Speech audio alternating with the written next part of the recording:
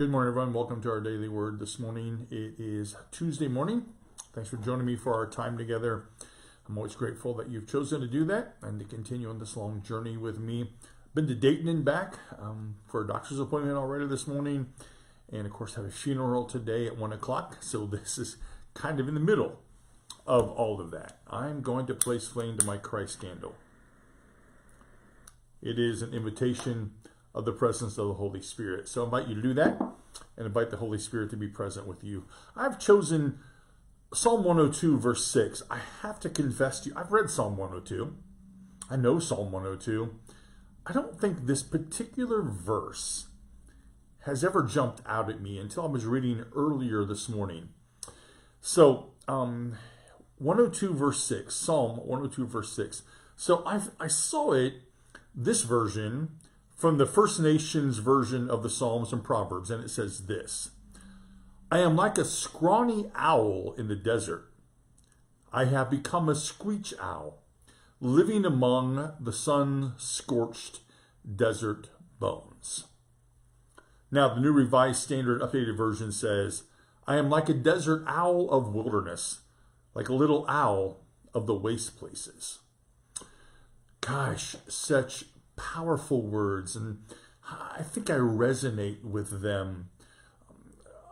And the psalmist feeling, sometimes, we all probably do, feeling sometimes like a scrawny owl in the desert, a screech owl living among the sun-scorched desert bones.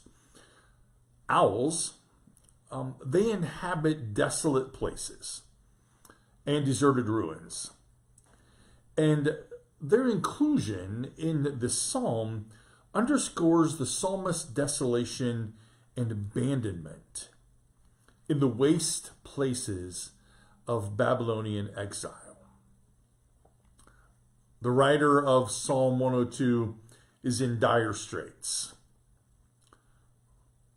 Whether due to illness or injury or enemies, the psalmist bones burn like a furnace, and cleave to my flesh. He continues that he's going to wither like an evening shadow.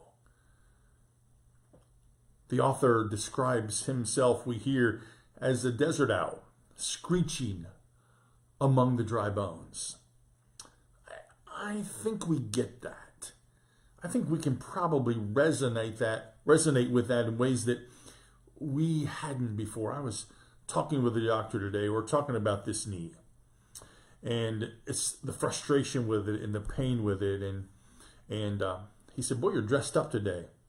I said, "Do you have a funeral?" So we talked about that and just the ongoing things. And he was ready to walk out, and he turned around and came back and shut the door and sat on the table, and we had this long conversation, and it went back to my knee. And, the next thing to be, if we were desperate, the next surgery is an ugly one. He would essentially cut it at the top and the bottom and take that knee out, now everything out of the way, and put this hinge thing in there. He said, "Look, Jim, we're not there yet. I'm not even thinking about what that looks like." I said, people have said to me that I just ought to retire and just, I said, "But what am I going to do?" He said, "Jim," he knows me pretty well. He said, "Jim, you're going to do what you're doing because that's what you're called to." I thought about this psalmist. I sometimes am like him, and I'm sure you are at times in your lives. I'm a scrawny owl in the desert, a screech owl living among the sun-scorched desert bones.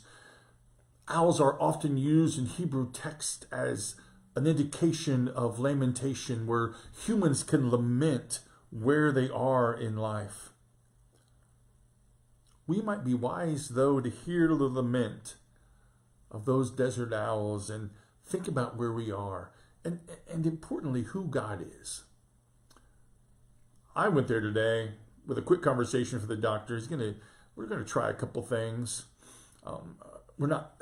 That surgery is a long way off if we were to ever. And I told him, "Look, you'd have to really talk hard to me to get me to do surgery." He agrees. But he shut the door and sat down with me. How important that is.